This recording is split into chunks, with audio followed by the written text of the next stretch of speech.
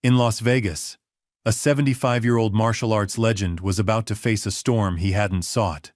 What began as a celebration at the World Martial Arts Exposition turned deadly serious when Steven Seagal called out Chuck Norris as a fake fighter, igniting an arena of thousands. Chuck Norris wasn't your typical Hollywood action star. For decades, he was a 6-time undefeated world karate champion, a U.S.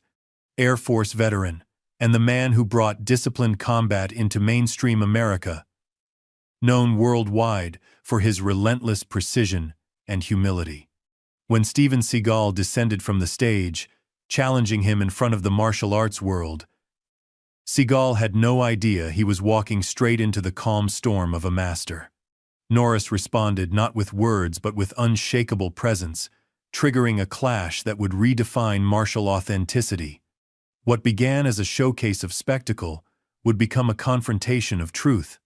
The Las Vegas Convention Center and the martial arts community it housed would never be the same after the day Seagal was smashed by the quiet power of Chuck Norris. Before we jump back in, tell us where you're tuning in from, and if this story touches you, make sure you're subscribed, because tomorrow, I've saved something extra special for you.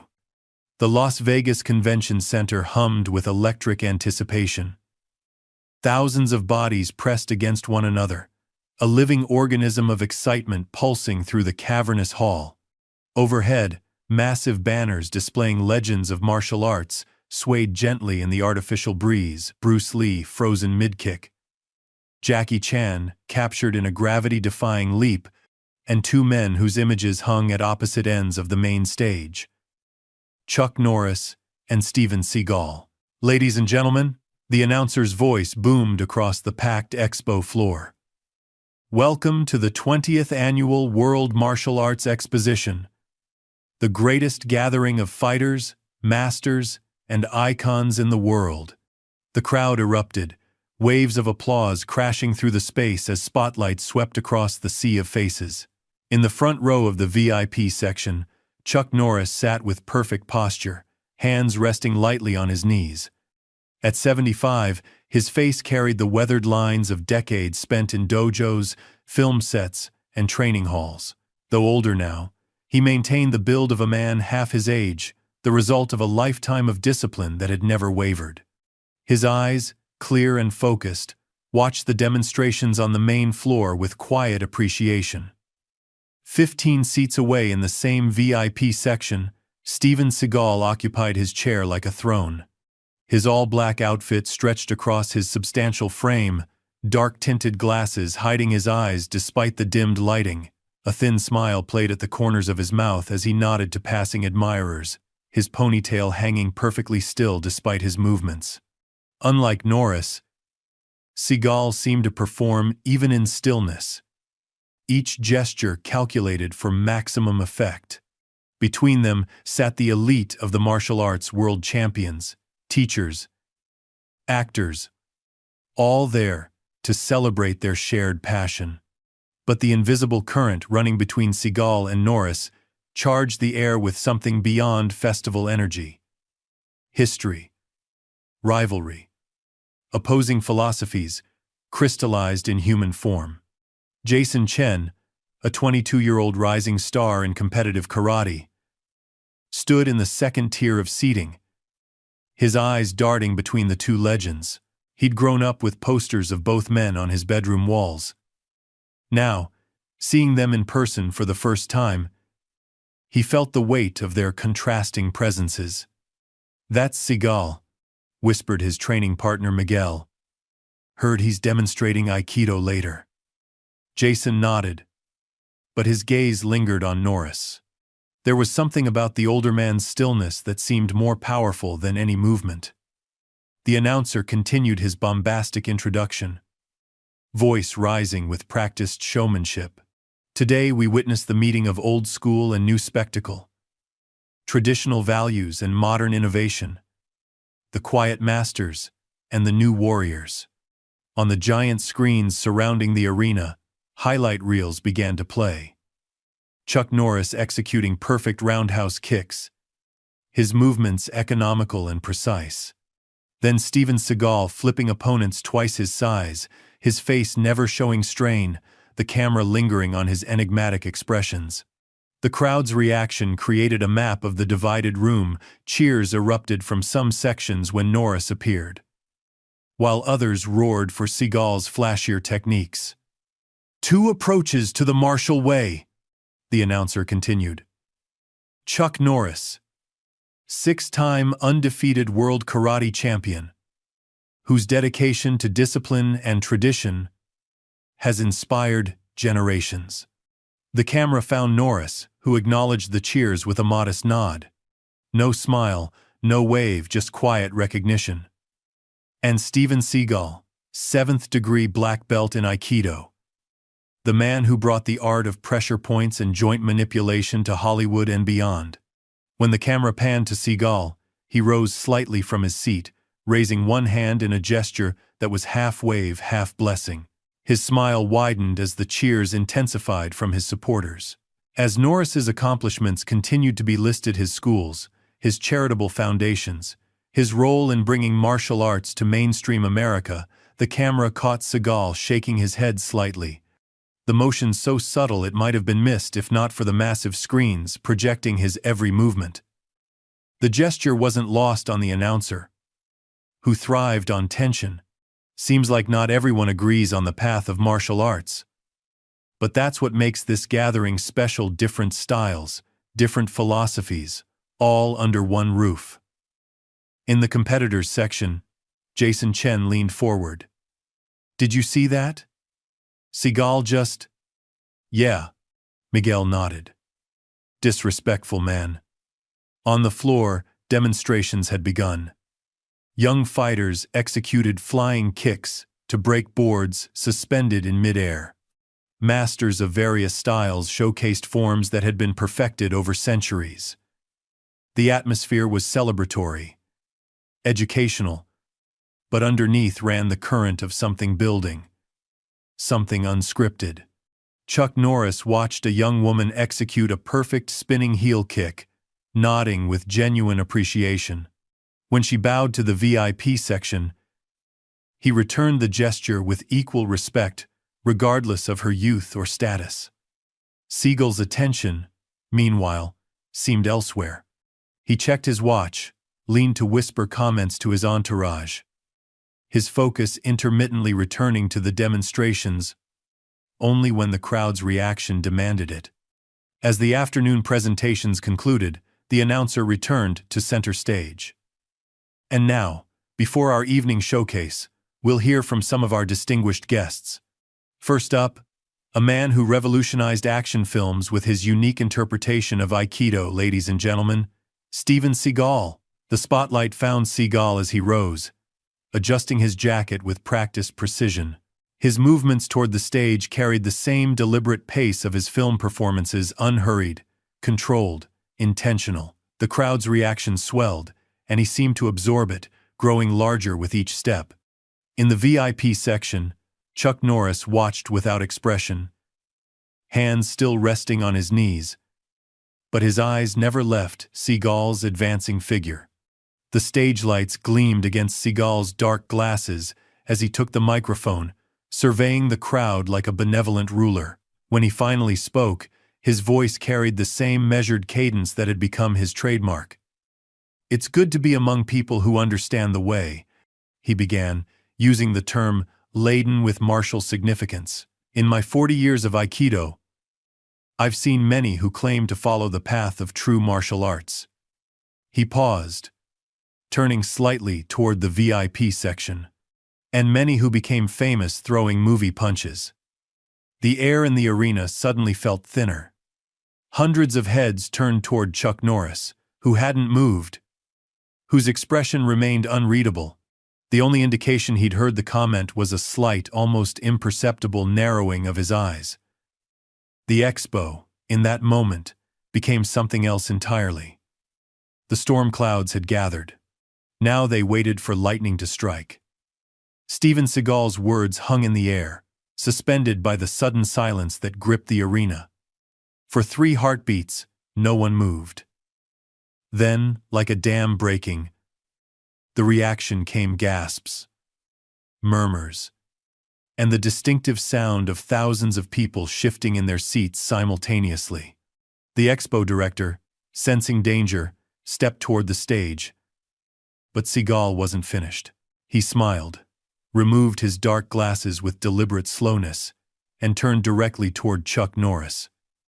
"We're here celebrating martial arts," Seagal continued, his voice carrying an edge beneath its practiced smoothness. "Real martial arts. Not choreographed kicks for cameras. Not the watered-down karate that looks good on screen but would get you killed in a real confrontation." The crowd's murmurs grew louder. Some voices rose in agreement, others in protest. The division that had simmered beneath the surface all day now boiled over. "I've trained with real masters in Japan," Seagal said, replacing his glasses. "I've felt the true power of Aikido passed down through generations. Some of us," he gestured broadly at the expo, but his meaning was clear, "learned martial arts. Others learned how to fake martial arts and get famous doing it." In the competitors section, Jason Chen felt his chest tighten. The posters on his childhood wall, Norris executing a perfect sidekick, Seagal immobilizing an attacker, suddenly seemed to represent not just different styles, but different worlds. "Is he talking about Norris?" he whispered to Miguel. "Man, who else? That's messed up," Miguel replied, shaking his head. Norris was winning tournaments when Seagal was still figuring out which end of a gi to put his head through. On the massive screen surrounding the arena, the camera found Chuck Norris. His face remained composed, eyes fixed forward, posture unchanged. But something in his stillness had shifted. It was no longer just the quiet of a disciplined man. It was the centered calm of a fighter who had faced countless opponents and knew exactly what he was capable of. The expo director finally reached the microphone. "Thank you, Stephen, for those, passionate words. Martial arts certainly inspires strong opinions." But Seagal kept his hand on the mic. "I'm not finished."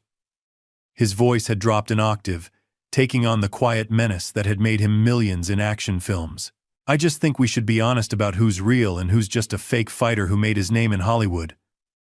The words sliced through the arena like a blade. This was no longer innuendo or veiled criticism, it was a direct challenge. The camera panned frantically between Seagal's smirking face and Norris's still form. In the center rows, a chant began low at first, then growing in strength. "Chuck, Chuck, Chuck." The announcer, sensing both danger and opportunity, leaned into the moment. "Ladies and gentlemen, it seems we have more than demonstrations happening today. Two legends, two philosophies." "No," Seagal interrupted, descending the stairs from the stage with unhurried confidence. "One legend and one man who throws kicks for the camera. There's a difference." The chanting grew louder, spreading through different sections of the arena. Security personnel exchanged concerned glances, but remained at their posts, uncertain how to handle conflict between two of the expo's most prominent guests. In the VIP section, several martial arts champions shifted uncomfortably. Grandmasters who had dedicated their lives to the traditions of their arts looked on with expressions ranging from shock to disgust. What should have been a celebration was transforming into something else, something raw and unscripted. Seagal continued his deliberate walk toward the VIP section, each step calculated, each movement an extension of his carefully cultivated image. "Maybe Chuck wants to show us some of those famous kicks?" he called out, loudly enough for his voice to carry without the microphone. "Show everyone what a real fighter looks like?" The crowd's energy surged, some cheering Seagal's challenge, others booing his disrespect. Camera phones rose by the hundreds, capturing every moment of the unfolding drama. Chuck Norris had not moved. His hands remained on his knees, his breathing steady. But his eyes, those eyes that had stared down countless opponents in the ring long before Hollywood came calling, now fixed directly on Seagal. The young fighter, Jason, found himself holding his breath. The entire arena seemed suspended between heartbeats, waiting. "Listen to that," Seagal said, gesturing to the chanting crowd, now just steps from the VIP section. "They want to see it too. They want to see if the legend is real, or just smoke and mirrors." One of the expo officials finally intervened, stepping between Seagal and his path to Norris. "Sir, this isn't the place." "It's exactly the place," Seagal countered, his voice carrying naturally across the now hushed arena. "It's a martial arts expo. What better place to see who's real and who's not?" The official looked desperately toward the main stage, where the director was engaged in frantic conversation with security personnel. No one had prepared for this scenario: two icons, one direct challenge, and thousands of witnesses with recording devices. In the uneasy silence that followed, Chuck Norris finally moved. It wasn't dramatic. He didn't leap to his feet or shout a response. He simply stood, a smooth, controlled motion that spoke of decades of disciplined training. At 75, he rose with the fluid grace of a man 30 years younger, his posture perfect, his balance centered. The crowd's reaction was immediate. The chanting stopped, replaced by a collective intake of breath. Everyone from the newest white belt to the most seasoned grandmaster recognized the significance of Norris's silent response.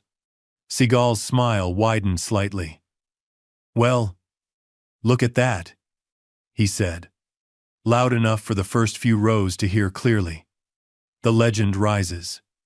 But Chuck Norris didn't speak. He simply stood, his eyes never leaving Seagal's face, his expression revealing nothing of his thoughts. In his stillness lay something that even the most casual observer could sense: absolute control, absolute certainty. Across the arena, thousands watched the wordless confrontation unfold. What had begun as celebration had transformed into something primal. A clash not just of men, but of philosophies. Ego versus humility. Show versus substance. And in that electric moment, with cameras flashing and breath held, the true nature of martial arts hung in the balance. The chant began somewhere in the middle rows, hesitant at first, then gaining strength as it spread through the arena like wildfire. "Chuck! Chuck! Chuck!" Soon thousands of voices merged into a single demand, the sound reverberating off the high ceiling and polished floors of the convention center. Camera flashes strobed across the scene, capturing the moment from every angle as social media exploded with live updates from the expo. Steven Seagal stood at the edge of the VIP section, his smile fixed but eyes calculating behind dark glasses. He hadn't expected this, the raw, collective energy of the crowd focusing not on his challenge, but on Norris's response. His hand drifted to his ponytail, smoothing it in a gesture that had become habitual whenever he felt control slipping away. Chuck Norris remained standing, perfectly still amid the chaos. His weathered face betrayed nothing: no anger, no embarrassment, no eagerness to engage. Just the patient assessment of a man who had faced real battles long before cameras ever captured his image. Telling and preparing this story took us a lot of time, so if you are enjoying it, subscribe to our channel. It means a lot to us. Now back to the story. The expo director finally reached the announcer's microphone, his voice strained as he attempted to regain control. "Ladies and gentlemen, please. This is a celebration of martial arts traditions and—" But his words disappeared beneath the continuing chant, now so loud it seemed to physically press against the walls of the arena. "Chuck! Chuck! C-H-U-C! Chuck!" In the competitors section, Jason Chen found himself on his feet, though he couldn't remember standing.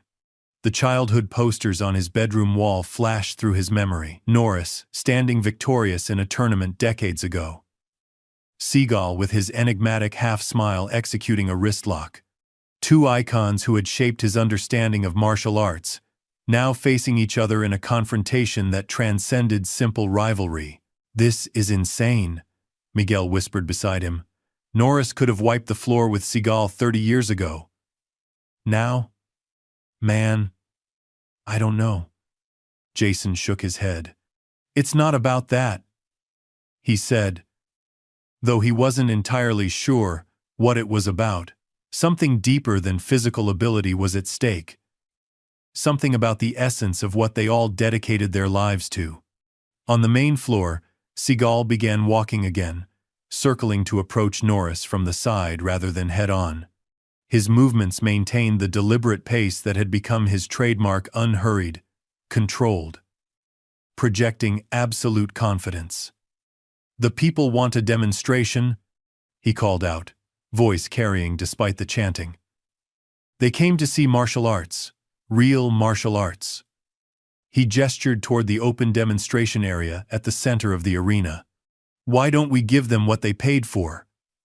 Security personnel moved toward the confrontation, but hesitated, uncertain of protocol when dealing with the expo's honored guests. The director's voice came over the speakers again, pleading for calm. But it was like trying to hold back the tide with bare hands. Then Chuck Norris moved.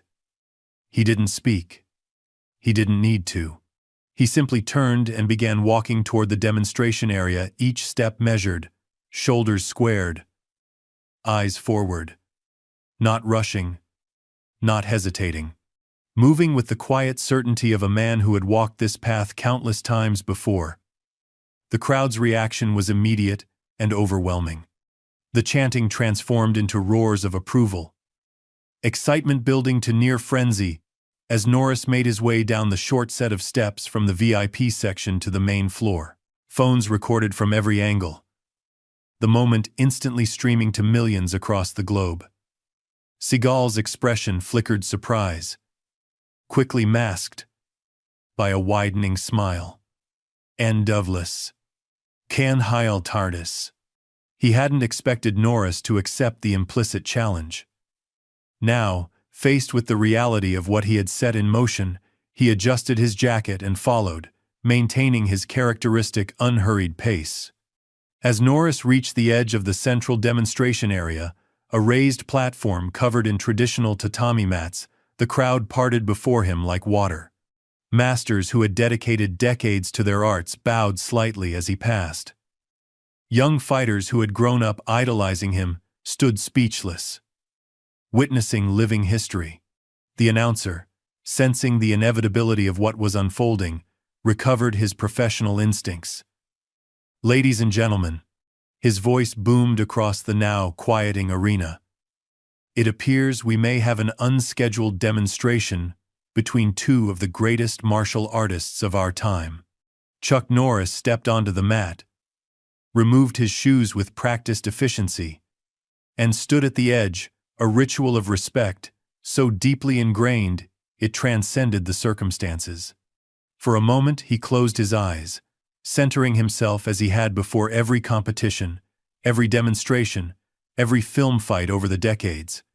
When he opened them again, Seagal was approaching from the opposite side, his entourage scrambling to keep up, adjusting his collar, offering water he waved away.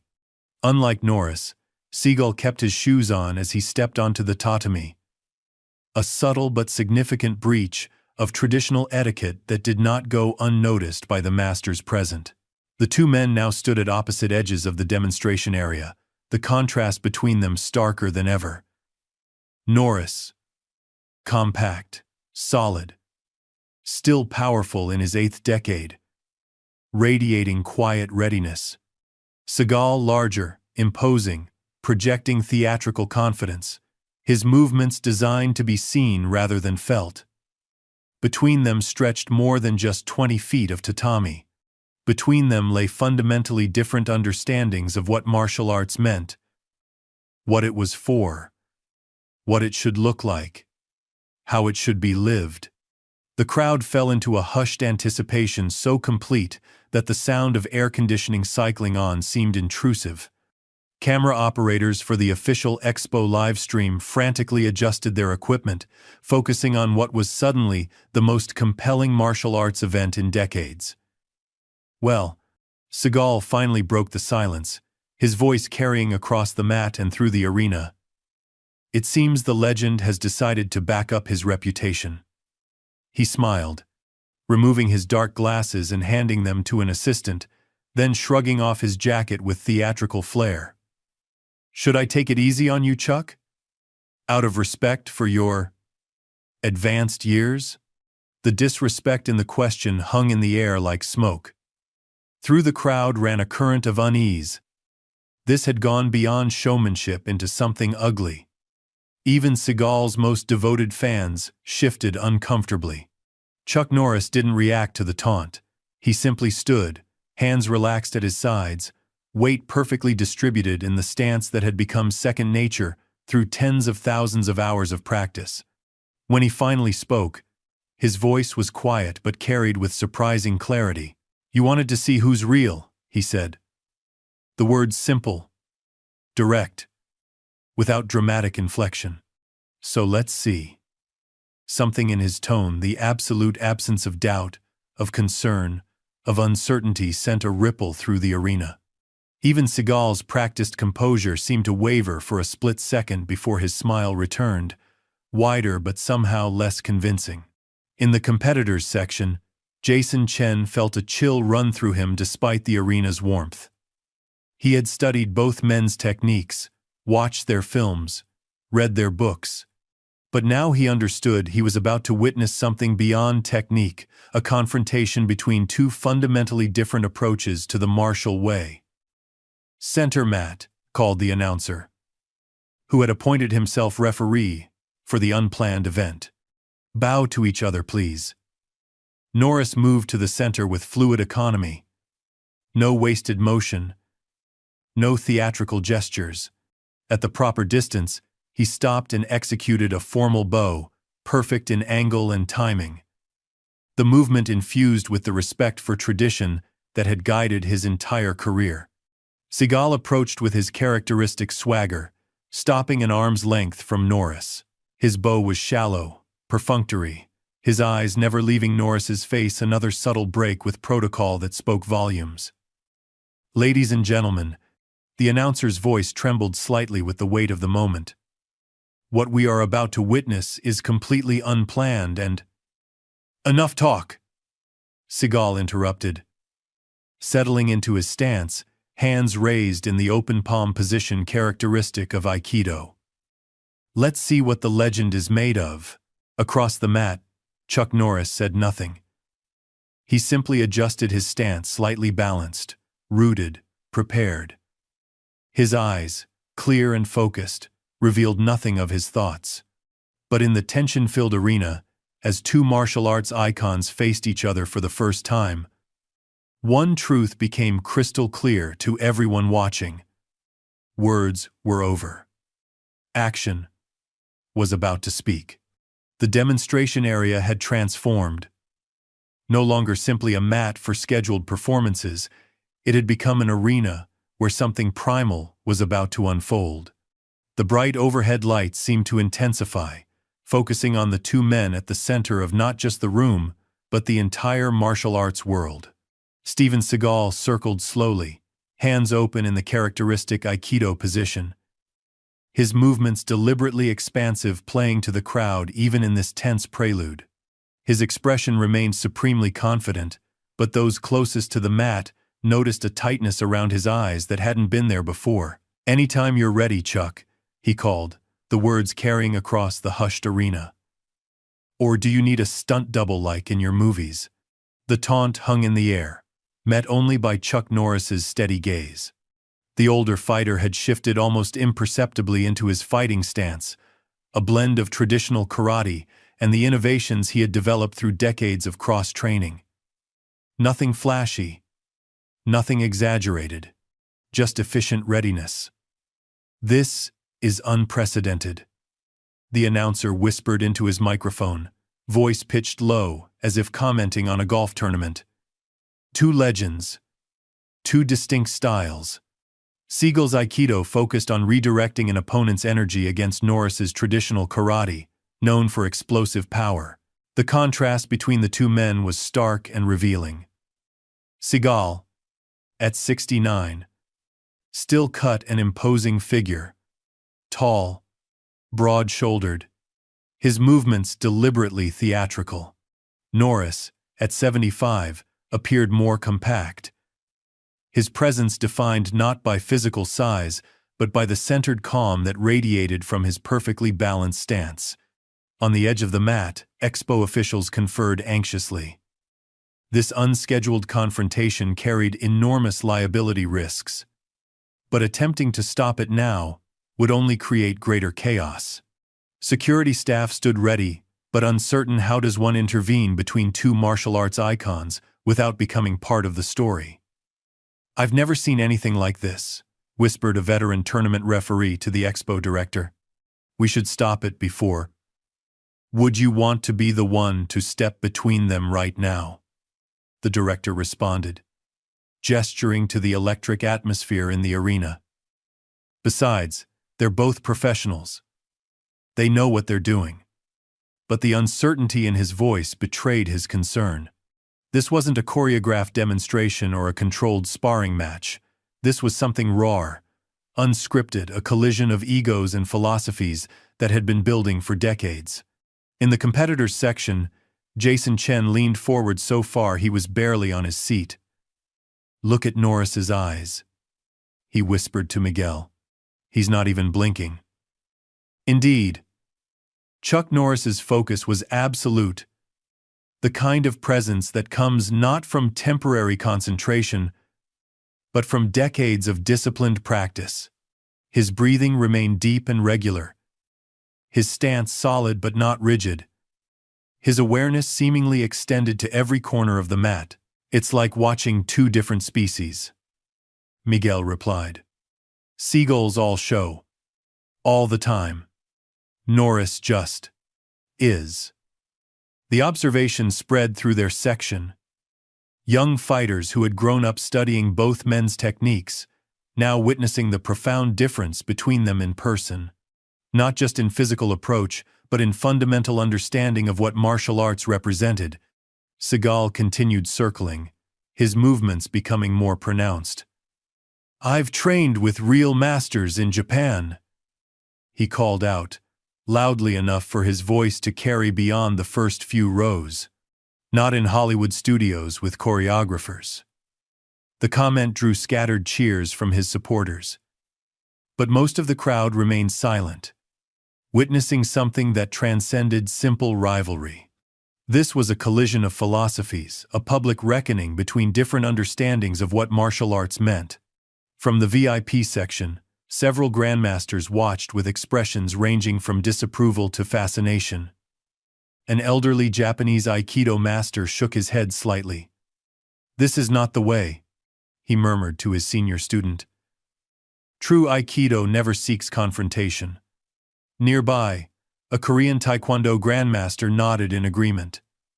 "But once confrontation comes to you, how you respond reveals everything." Between them, the philosophical divide at the heart of martial arts itself. The balance between seeking peace and being prepared for conflict. On the mat, the tension continued building. Norris remained centered, turning only enough to keep Seagal in his field of vision. His economy of movement stood in stark contrast to Seagal's theatrical circling. Where one performed, the other simply was. The thousands of spectators had fallen into a silence so complete that the sound of air conditioning cycling on seemed intrusive.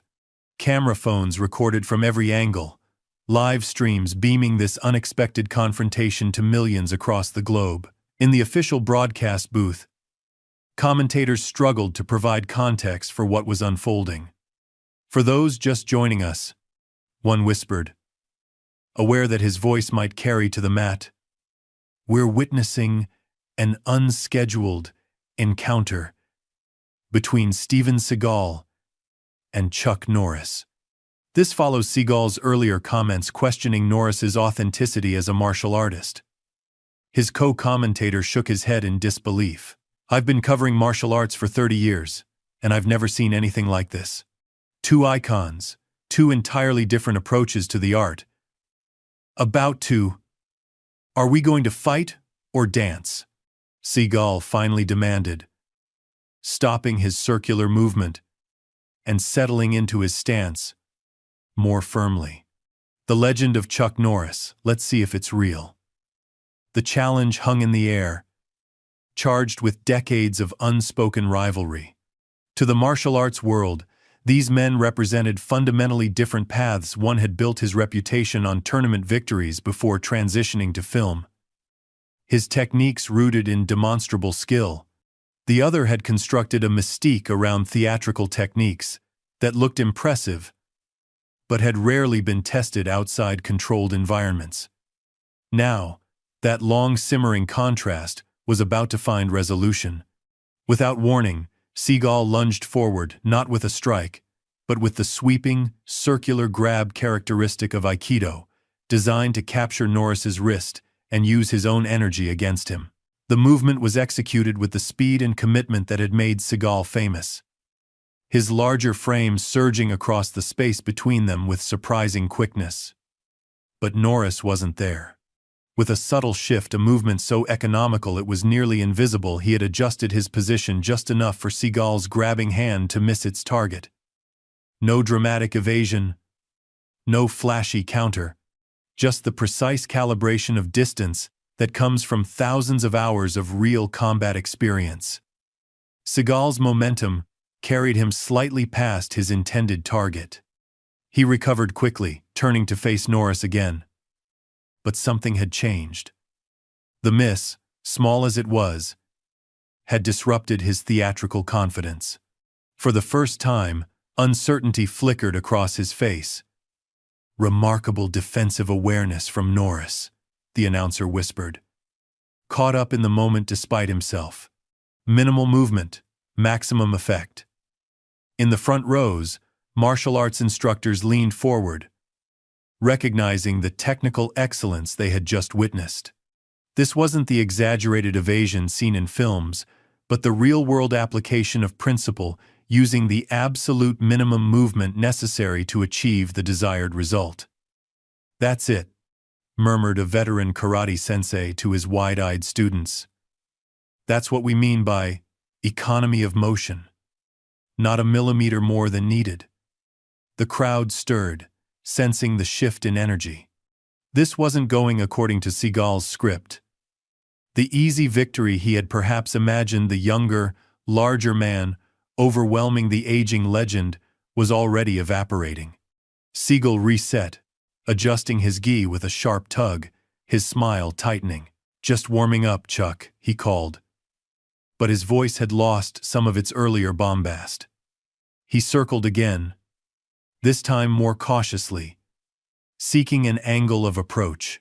Norris remained centered, his position adjusted by mere inches, nothing wasted. His eyes never left Seagal's core, focusing not on hands or feet, but on the center of mass where all movement originates. In the competitors section, Jason Chen watched with growing realization. "He's reading Seagal's intention before he even moves," he whispered to Miguel. "That's beyond technique. That's something else." Miguel nodded, understanding immediately. Experience. Real experience. Not just demonstrations or movie sets, but thousands of actual encounters where consequences were real. Around them, other young fighters nodded in recognition. They were witnessing something beyond the physical techniques they drilled daily, the almost mystical awareness that comes only after decades of authentic practice. In the silence that followed, the fundamentally different approaches to martial arts became visible to everyone watching. One man moved constantly, creating a show of readiness. The other remained still, embodying readiness in its purest form. The distinction wasn't lost on the masters present. An elderly Chinese Wing Chun Sifu nodded slightly, recognizing the principle his system had always emphasized. Center-line control, economy of movement, the effectiveness of stillness against excessive motion.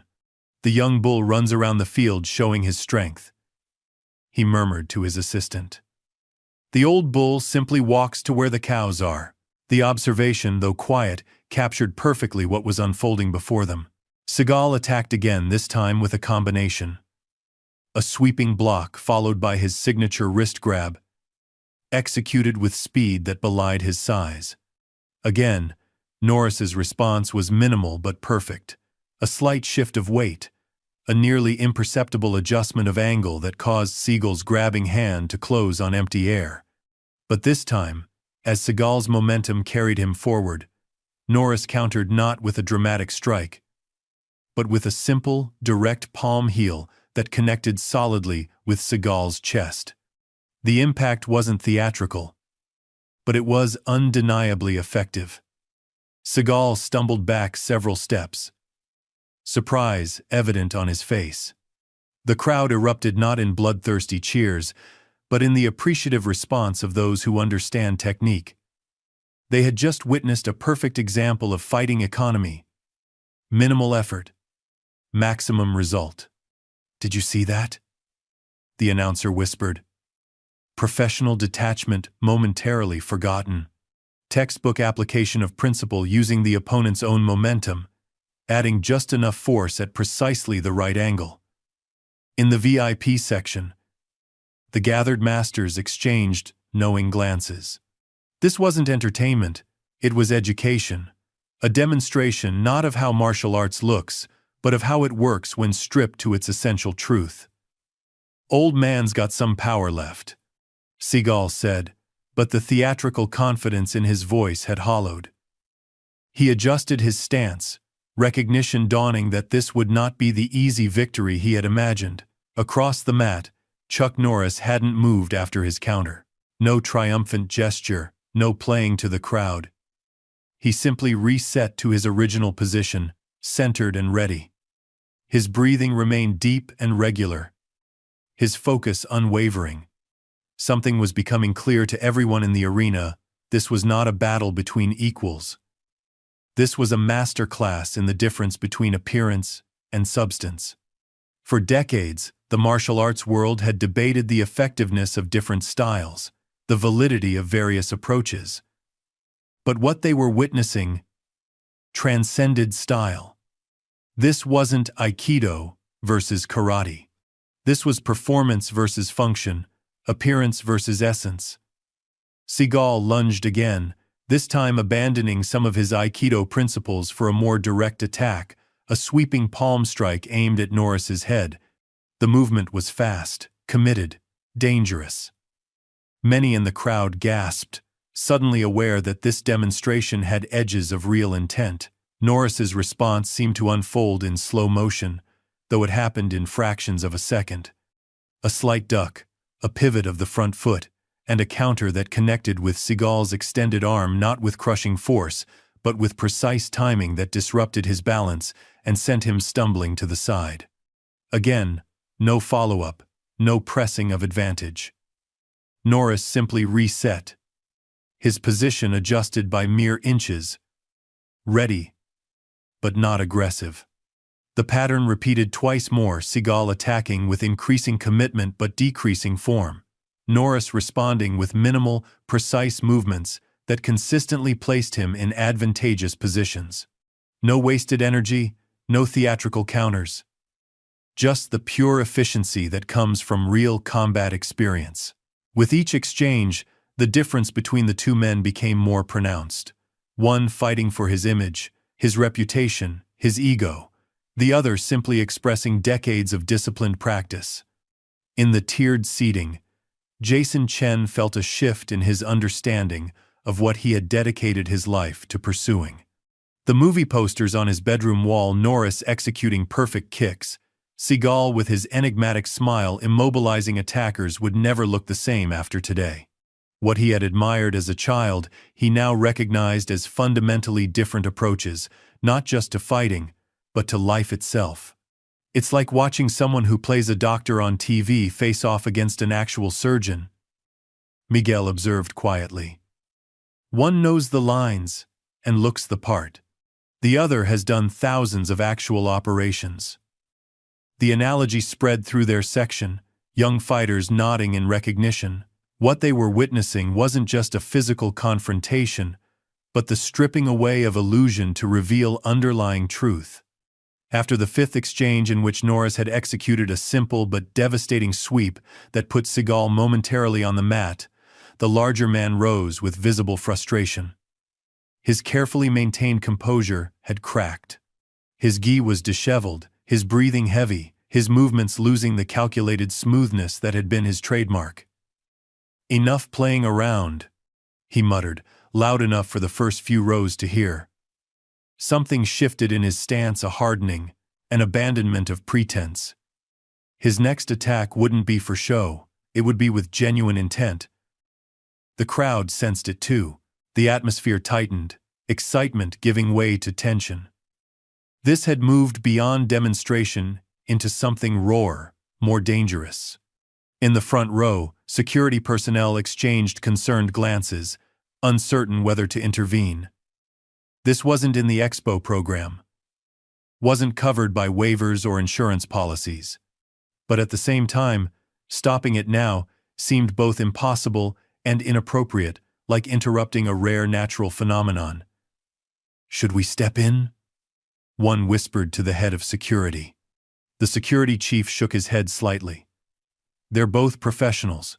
Let them finish what they started." But his hand remained on his radio, ready to call for assistance if the situation escalated beyond acceptable boundaries. In the competitors section, Jason Chen held his breath. What had begun as an unlikely confrontation between icons now teetered on the edge of something that could redefine both men's legacies. Seagal gathered himself, focus narrowing, the theatrical elements falling away. For perhaps the first time since he had taken the microphone, he was fully present as a martial artist rather than a persona. Across the mat, Chuck Norris noted the change with calm awareness. His expression revealed nothing, but his stance adjusted slightly. A subtle shift that only the most experienced fighters would recognize as preparation for serious engagement. The arena fell silent. Thousands of spectators collectively holding their breath. What happened next would be spoken about in dojos and training halls for decades to come. Seagal exploded forward with genuine speed and power. No showmanship now. Just committed attack. His strike was direct, powerful, aimed with real intent at Norris's head. What followed happened so quickly that many would later debate exactly what they had seen. Norris moved not back or away, but forward, into the attack. There was a moment of contact, a shifting of balance, a subtle redirection of energy. No dramatic technique, no showy counter, just the perfect application of principle. And then, Steven Seagal was on the mat, looking up at lights. His attack neutralized so efficiently that it seemed to have defeated itself. The crowd's reaction was not immediate. For 2 heartbeats, stunned silence held the arena. Then it came, not wild cheering, but the deeper, more profound response of witnessing mastery. Applause built, spreading across the thousands gathered, unified in recognition of what they had just seen. Chuck Norris stood at the center of the mat. His position barely changed from where he had begun. No celebration, no posturing. After ensuring Seagal was unhurt, he simply bowed to his opponent, to the mat, to the tradition that had shaped his life. In that moment, no further demonstration was needed. The question Seagal had raised, who was real and who wasn't, had been answered not with words, but with irrefutable action. And as Norris straightened from his bow, the respect in the arena was palpable, not just for his victory, but for what that victory represented. The triumph of substance over appearance, of discipline over display, of being over seeming. The true essence of martial arts, demonstrated when it mattered most. Steven Seagal rose slowly from the mat, adjusting his gi with hands that betrayed a slight tremor. The fall had been clean, no injury, no damage beyond the unmistakable message it had delivered. His eyes, previously hidden behind practiced confidence, now revealed naked calculation as he reassessed the man standing calmly before him. The arena remained hushed, collective breath held as the confrontation entered uncharted territory. What had begun as Seagal's theatrical challenge had transformed into something none had anticipated, least of all Seagal himself. The script he had imagined was in tatters, forcing him to write a new one in real time, under the gaze of thousands. "Lucky counter," he said, voice pitched to carry beyond the first rows. But the words rang hollow, contradicted by what everyone had witnessed. Not luck, but the perfect synchronization of timing, distance, and technique that comes only from decades of authentic practice. Chuck Norris did not respond to the verbal jab. He simply reset his position, centered and balanced, his focus unwavering. At 75, his movements carried the fluid precision that most fighters never achieve, even in their prime, each shift of weight, each adjustment of stance revealing the thousands of hours invested in perfecting fundamentals. In the competitors section, Jason Chen leaned toward Miguel, voice hushed with realization. "Norris isn't fighting Seagal," he whispered. "He's teaching him." The observation spread through their section, heads nodding in understanding. What they were witnessing wasn't a battle for dominance, but a masterclass in the difference between appearance and substance. Seagal circled again, but his movement had changed the theatrical swagger, replaced by genuine caution. The transformation was telling. The performer had given way to the actual martial artist underneath, now fully aware of the reality he faced. "Anytime you're ready," he called, attempting to reclaim the initiative, both physical and psychological. Or is one technique all the legend has left? Norris remained still, hands relaxed at his sides, weight distributed perfectly between his feet. His breathing stayed measured and deep, his eyes never leaving Seagal's center mass. The silence in his response spoke volumes, a lifetime spent letting actions answer challenges. Seagal's frustration visibly mounted. The narrative he had constructed, the younger, more dynamic fighter, exposing the aging legend, had crumbled with that first clean throw. Now he faced a choice. Retreat with dignity, partially intact, or escalate, and risk further exposure. Pride chose for him. He surged forward suddenly, abandoning the circular movements of Aikido for a direct attack. A straight punch, followed by a hooking grab, executed with genuine speed and commitment. The move carried real intent, the theatrical elements stripped away by wounded ego. This time, Norris moved to meet him. The exchange that followed happened so quickly that many in the audience would later disagree about exactly what they had seen.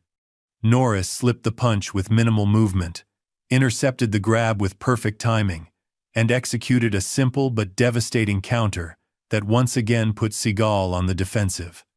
No wasted motion, no flashy technique, just the pure efficiency that comes from thousands of hours of real application. "Textbook perfection," gasped the announcer. Professionalism momentarily forgotten in the face of undeniable mastery. Economy of motion that defines true martial arts excellence. Seagal recovered his balance, but something had changed in his demeanor. The practiced confidence had given way to something rawer, a mixture of frustration and dawning realization. He was not facing a legend trading on past glory. He was facing a master whose skills had been refined rather than diminished by time. "Come on!" he shouted, abandoning pretense entirely. "Fight me for real!" The demand hung in the air, revealing more about the speaker than its target. In that moment, Everyone present understood the fundamental difference between the two men. One needed to prove something. The other had nothing to prove. From the second tier of seating, a veteran martial arts instructor leaned toward his students. "Watch Norris's feet," he whispered urgently.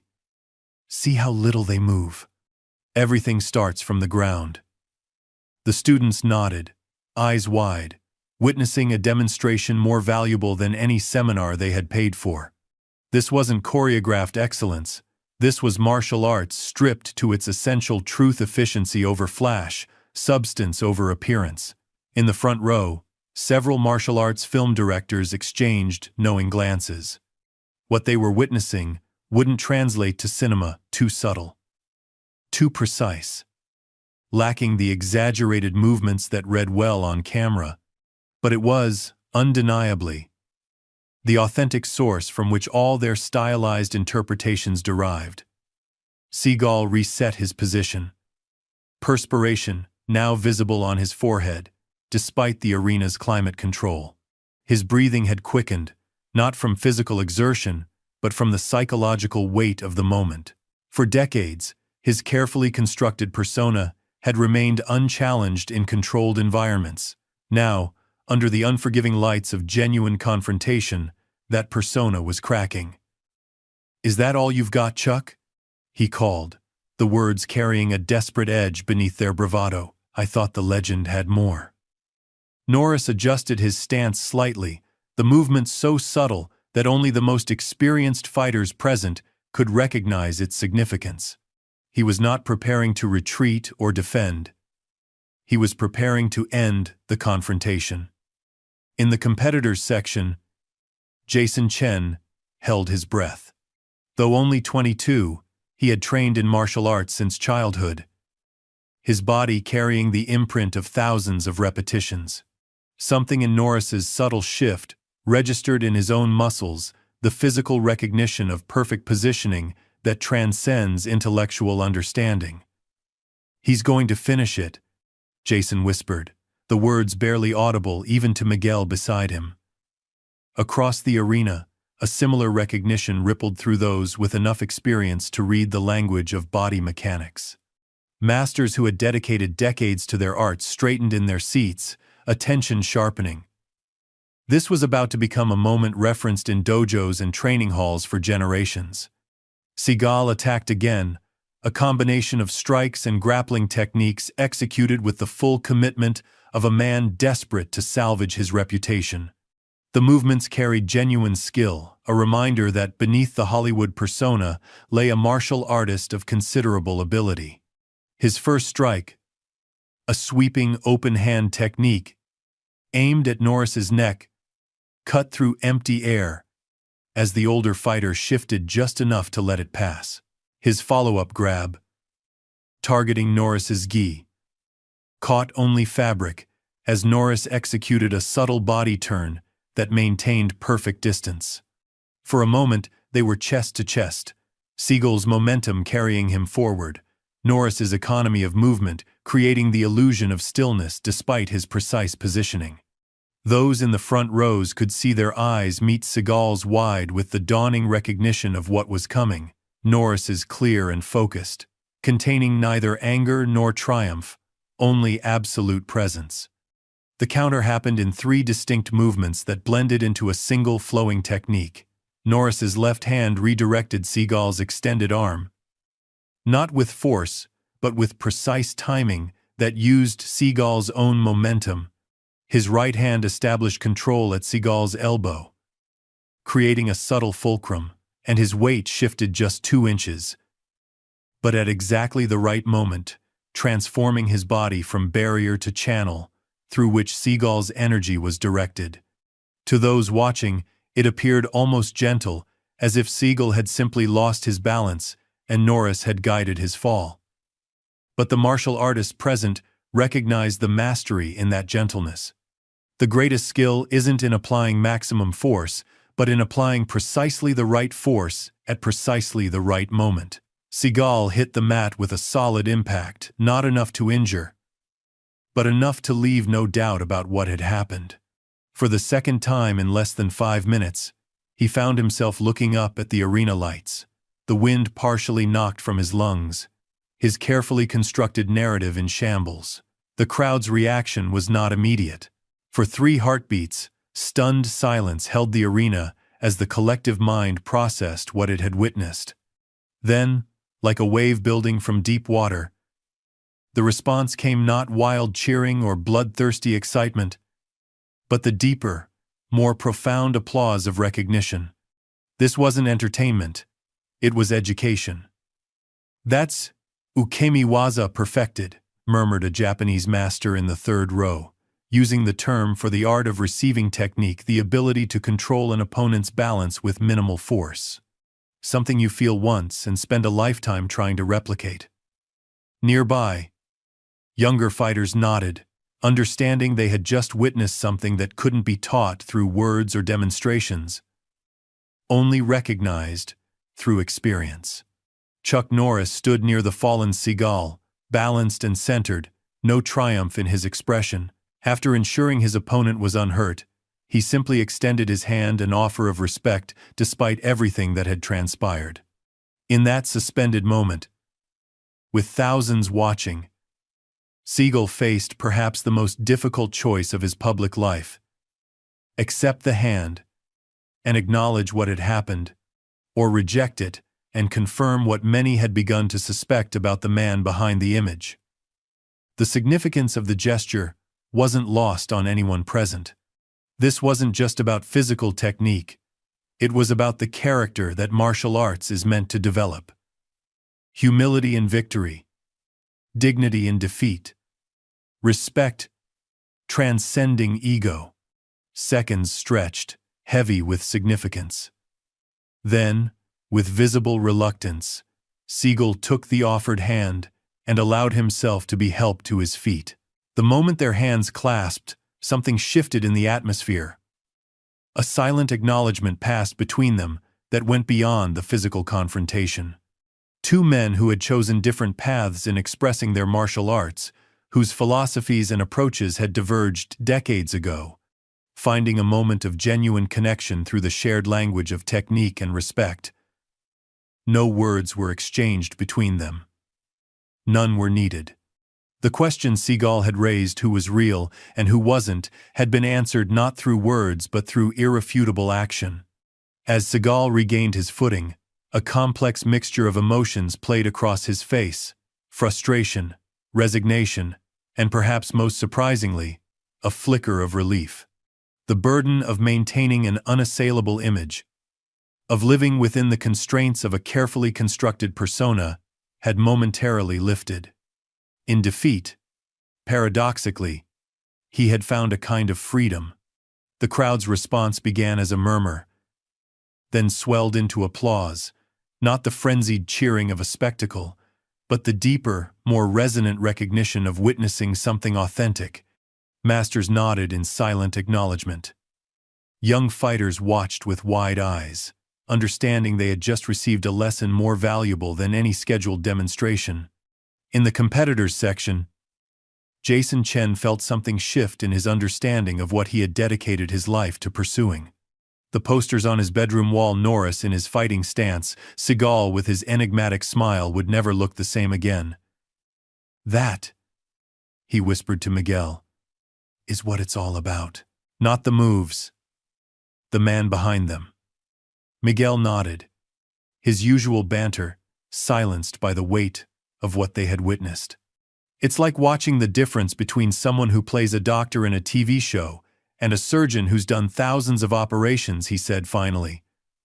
"One looks the part. The other is the part." The observation rippled through their section. Young fighters at the beginning of their journey, suddenly granted a clear vision of its destination. Not fame or technical flash, but the integration of technique and character so complete that one becomes indistinguishable from the other. As the applause continued, Chuck Norris bowed formally first to Seagal, then to the mat itself, honoring the space where martial arts had been practiced. The gesture carried the weight of decades spent respecting the traditions that had shaped him. Seagal, after a moment's hesitation, returned the bow shallower, less practiced, but genuine in a way his earlier theatrical gestures had not been. Something had been stripped away in those brief exchanges on the mat, revealing glimpses of the actual martial artist beneath the carefully constructed persona. The announcer, sensing the historic significance of what had transpired, spoke into his microphone with uncharacteristic restraint. "Ladies and gentlemen, we have just witnessed something extraordinary. A demonstration of martial arts in its purest form. Please show your appreciation for both of these legendary figures." The applause intensified, but Chuck Norris was already moving toward the edge of the mat. No victory lap, no playing to the crowd. His purpose fulfilled. He was simply ready to return to his seat with the same quiet dignity with which he had left it. Seagal remained at the center a moment longer, adjusting his gi, gathering himself. When he finally moved to exit the mat, his swagger was noticeably diminished, his theatrical presence toned down by the reality he had encountered. As the two men left the demonstration area by different paths, the contrast between them had never been clearer. One had entered to prove something, and left having learned something. The other had entered simply to answer a challenge, and left having taught something. And everyone present understood that they had witnessed not just a physical confrontation, but a profound demonstration of what martial arts, at its core, truly represented. The triumph of substance over spectacle, of discipline over display, of being over seeming. In that moment, as the scheduled demonstrations resumed and the expo continued its programmed flow, something had fundamentally shifted in the arena's atmosphere. The martial arts world had been granted a rare, unfiltered glimpse of its own essence, not through words or philosophy, but through the undeniable evidence of action. The lesson would linger long after the applause faded. The Las Vegas Convention Center hummed with subdued energy as the Martial Arts Expo continued into its evening session. On the surface, demonstrations resumed their scheduled progression. Vendors continued their sales pitches, and fans moved between exhibits with programs in hand. But beneath this veneer of normalcy, something fundamental had shifted. Conversations in every corner of the massive hall centered on what witnesses had taken to calling the confrontation, already acquiring the capital letter of significant history. Cell phone videos circulated, social media exploded with first-hand accounts, and martial arts forums crashed under the traffic surge as the world reacted to what had transpired between two icons of the fighting arts. "Did you see how little Norris moved?" A young black belt asked his training partners, gesturing with his hands to demonstrate. "I mean, Seagal came in with this big sweeping grab, and Norris just shifted. Just this much." He indicated a distance of barely 2 inches between his thumb and forefinger. His companions nodded, replaying the footage on their phones for the dozenth time, studying each frame with the intensity of scholars examining a rare manuscript. This wasn't entertainment to them. It was education, a glimpse into the reality behind the myths they had grown up with. Nearby, 2 veteran instructors conferred in hushed tones, their decades of experience lending weight to their analysis. "That counter to the front kick," the older one murmured. "I've been teaching that principle for 30 years, but I've never seen it executed with such purity." His colleague nodded, understanding exactly what he meant. No excess. Nothing added for appearance. Just the essential truth of the technique. He shook his head slightly. A gesture of reverence rather than disagreement. That's what happens when someone spends 50 years refining instead of performing. In the VIP section, Chuck Norris had returned to his seat with the same quiet composure he had displayed throughout the encounter. If the events of the past hour had affected him, it wasn't visible in his demeanor. He watched the ongoing demonstrations with attentive respect, applauding young practitioners' efforts with the same sincerity he had shown before the confrontation. Several seats away, a film director who had worked with both men leaned toward a producer. "You couldn't script what we just saw," he said, voice pitched low to avoid being overheard. And if you did, no one would believe it. The producer nodded, understanding the subtext. What they had witnessed couldn't be captured on film, couldn't be choreographed or rehearsed. It was the unfiltered expression of decades spent in genuine practice rather than performance. The difference between appearing to be something and actually being it. Steven Seagal's seat, however, remained conspicuously empty. Backstage, in a private room reserved for featured guests, Seagal sat alone. His entourage hovered anxiously outside, unsure how to approach a situation for which there was no prepared protocol. Inside, Seagal stared at his reflection in a wall-mounted mirror, seeing himself perhaps more clearly than he had in decades. The carefully constructed image, the enigmatic smile, the measured movements, the unflappable confidence had been built over years of controlled environments. Movie sets, where retakes were possible, demonstrations with compliant partners, interviews with deferential hosts. Today, that image had collided with something his carefully managed life rarely encountered: unscripted reality. He touched his shoulder where Norris's counter had connected not with excessive force, but with the precise pressure needed to make its point. No permanent damage, no injury to anything except the persona he had spent a lifetime crafting. Behind him, the door opened quietly, without a knock. In the mirror's reflection, he saw the expo director enter, expression a careful mask of professional concern. "Mr. Seagal," the director began, his tone walking the delicate line between deference and authority. "The closing ceremony is scheduled to begin in 45 minutes. Your participation would be—" "I'm not going out there," Seagal interrupted, his voice lacking its usual theatrical depth. "Make my apologies." The director hesitated, weighing his response. "Sir, your absence would be noted after what happened." Seagal turned from the mirror, his expression uncharacteristically raw. "After what happened? You think I want to sit on a stage and pretend nothing changed?" A bitter laugh escaped him. "That's exactly what everyone expects, isn't it? The show must go on. The image must be maintained." The director shifted uncomfortably, unprepared for this break from Seagal's usual carefully managed persona. Before he could respond, another knock sounded at the door. This time, Jason Chen, the young fighter from the competitors section, stood in the doorway, hesitating at the threshold. The director looked relieved at the interruption, nodding to Seagal before slipping past Jason and out the door. "Mr. Seagal?" Jason's voice carried equal measures of uncertainty and determination. "Could I speak with you for a moment?" Seagal's first instinct was to dismiss the intrusion, to retreat behind the wall of celebrity inaccessibility that had protected him for years. But something in the young man's expression, earnest, questioning, seeking, gave him pause.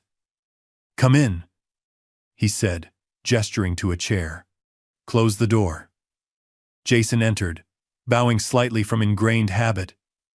Before taking the seat, Seagal indicated, "I've studied your films since I was 10. Jason began, words tumbling out with the urgency of things long considered but never expressed. "I had your poster next to Norris on my wall. But today—" He paused, struggling to articulate the transformation he had witnessed. "Today I saw something I don't understand." Seagal looked at the young fighter. Really looked at him, perhaps seeing him as a person rather than an audience for the first time. "What don't you understand? Why challenge him like that? In public? In front of everyone? What were you trying to prove?" The directness of the question might once have triggered dismissal or a practiced philosophical deflection. Instead, Seagal found himself considering it genuinely, peeling back layers of motivation he rarely examined. "I've spent my life being compared to him," he said finally, the words emerging without their usual calculated quality. Chuck Norris, the real deal. The tournament champion who became a star. While I was, he gestured vaguely at himself. The one who talked a good game. The one who might be faking it. Jason listened intently, nodding not in agreement, but in recognition of the human vulnerability behind the admission. So, today was about proving them wrong? He asked. Today was about proving me right, Seagal corrected. The honesty surprising even himself. About confirming what I've been telling myself for decades. He laughed softly, the sound carrying no humor. Didn't work out that way. On the main expo floor, Chuck Norris was approached by the event director, who leaned down to whisper in his ear. Norris listened, nodded once, and rose from his seat with the same quiet efficiency that characterized all his movements. Those nearby noticed his departure but, respectful of what they had witnessed earlier, created space rather than seeking attention or photographs. Norris made his way through the back corridors of the convention center, acknowledging staff with nods, but maintaining his purposeful pace. When he reached the door where Seagal had retreated, he paused, taking a moment to center himself before knocking. Inside, Seagal and Jason looked up at the sound. Something in Seagal's expression tightened a return of the defensive mask that had slipped during their conversation. "Come in," he called, his voice regaining some of its performative quality. The door opened to reveal Chuck Norris, standing with the same balanced presence he had maintained throughout the confrontation. His eyes took in the scene: Seagal seated before the mirror, the young fighter leaning forward intently, and he nodded in acknowledgement to both. "The director thought we should talk," he said, his voice carrying the straightforward quality that had made him relatable to millions despite his legendary status. "Mind if I join you?" Jason started to rise, eager to give the icons privacy, but Norris gestured for him to remain seated. "Stay. Sometimes the next generation needs to hear what the previous ones learned the hard way." Seagal's expression cycled through visible conflict, pride warring with the reality he had confronted on the mat. Finally, he gestured to an empty chair. "Might as well finish what we started." Norris took the offered seat, his movements economical and precise even in this simple action. For a moment, silence filled the room, not uncomfortable, but weighted with the significance of the three martial artists from different generations sharing this unscripted moment. "I owe you an apology," Seagal said finally, the words clearly unfamiliar on his tongue. "What I said out there was unnecessary." Norris considered this, then shook his head slightly. "Not to me, you don't. I've been in this game long enough to let words roll off my back." He glanced at Jason. "But maybe to him, and the others like him who look to us. We have responsibilities beyond ourselves." The observation hung in the air. Simple, but profound. "Why didn't you embarrass me out there?" Seagal asked, the question emerging from a place of genuine confusion. "You could have. Easily." Norris smiled slightly, the expression reaching his eyes in a way that transformed his weathered face. "That's not what martial arts is about. Never has been." He leaned forward, elbows on knees, speaking not as an icon but as one practitioner to another. "It's not about destroying opponents. It's about mastering yourself." Jason listened, absorbing the exchange with the intensity of someone witnessing something precious and rare. "I spent 50 years training," Norris continued. "Not to beat others, but to become better than I was yesterday. The tournaments, the films, the recognition, those were just side effects." He looked directly at Seagal. "I think you know that too, somewhere beneath all the—" He gestured vaguely, encompassing Seagal's carefully constructed persona. Seagal held his gaze for a long moment, then looked away, the gesture an admission in itself. "It gets away from you," he said quietly. The image. The expectations. After a while, you're not sure where the real you ends and the performance begins. Norris nodded, understanding evident in his expression. Fame does that. Turns you into what people want rather than who you are. He glanced at Jason, including him in the conversation. That's why the training never stops. It's the anchor to what's real. Jason absorbed this, recognition dawning in his expression. So when you're on the mat, that's the only place where the truth can't be faked, Norris finished. Either you can or you can't. Either it works or it doesn't. He smiled slightly. No second takes. No editing. Just the moment and how you meet it. Seagal nodded, a gesture of recognition rather than agreement. My first teacher in Japan used to say something similar. On the mat, all men are equal. Only their training speaks. Wise teacher, Norris acknowledged. I stopped listening somewhere along the way. Seagal admitted. The movies. The fame. It became easier to play the part than to live it. The confession hung in the air, startling in its honesty. Particularly from a man whose career had been built on careful image management. Outside the private room, the expo continued demonstrations, autograph sessions, merchandise sales, all proceeding as scheduled. But throughout the massive hall, conversations focused on what had transpired between the two icons. Video clips circulated on phones, shared with those who hadn't witnessed the confrontation firsthand. Social media exploded with posts, most carrying the same essential message.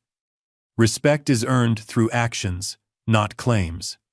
True strength requires no announcement. In the competitors section, Miguel refreshed his phone constantly, scanning for updates. No statement from either camp yet, he told his teammates. But check out this clip someone posted from the third row. You can see exactly how Norris timed that counter. The young fighters huddled around the screen, studying the footage with the intensity of students receiving a master class. What they had witnessed wasn't just a confrontation between celebrities, it was a rare, unfiltered demonstration of the principles their training was built upon. Back in the private room, the conversation between the three martial artists had shifted to the technical aspects of what had transpired on the mat. That counter to my front kick, Seagal acknowledged, professional respect temporarily overriding pride. The timing was something I failed at for years. Norris finished, the admission carrying no false modesty. My teacher in Korea made me practice that entry thousands of times before I got it right. Said timing can't be taught, only learned through repetition. Jason listened, witnessing something few ever saw: masters discussing craft without pretense, sharing the reality behind the polished surface presented to the world. The young ones today want shortcuts, Seagal observed, nodding toward Jason without hostility. YouTube tutorials, weekend seminars, quick certifications, they don't understand the years it takes. Some do, Norris countered, his gaze steady on the young fighter. The ones who feel it in their bones, the need to get it right. Not just look right. Jason straightened under the assessment, recognizing both the compliment and the challenge it contained. How did you stay real? He asked Norris, the question emerging from genuine curiosity rather than flattery. With all the fame, the movies, the Chuck Norris jokes, how did you not become the character instead of the man? Norris finished, understanding the unspoken comparison to Seagal. He considered the question with the seriousness it deserved. I never stopped being a student first. Even at the height of the Walker Texas Ranger days, I trained every morning before set. Not for the camera. For me. Seagal nodded slowly, recognition in his expression. I stopped training for myself somewhere along the way. Started training for the image. The admission hung between them. Not an excuse, but an explanation that carried the weight of genuine self-reflection. A knock at the door interrupted their conversation. The expo director peered in, expression anxious. "Gentlemen, the closing ceremony begins in 15 minutes. Given what happened earlier, we weren't sure if." Norris stood, decision made without hesitation. "We'll be there." Seagal looked up, surprise evident in his expression. After a moment's consideration, he nodded agreement, though uncertainty lingered in his eyes. As the director withdrew, relieved, Norris turned to Seagal. "One last lesson we can teach them," he said quietly. "How to move forward after a fall." The implication was clear, not just for Seagal personally, but for everyone who had witnessed his public stumble. How he handled this moment would speak as loudly as the confrontation itself. Seagal rose slowly, adjusting his gi, with hands that had regained their steadiness. "Always harder to get up than to stay up," he observed, the words carrying the weight of genuine experience rather than performed wisdom. "That's where the real training shows." Norris agreed. Together, the three martial artists moved toward the door. Representatives of different generations, different approaches, but united by their dedication to the discipline that had shaped their lives. As they walked through the back corridors toward the main stage, Seagal turned to Jason. "Your turn next," he said.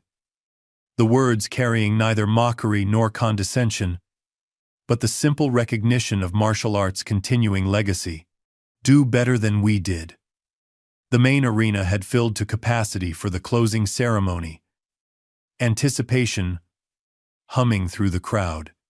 When Chuck Norris emerged from the side entrance, applause erupted, not the frenzied cheering of entertainment, but the deeper, more respectful acknowledgement of witnessing mastery.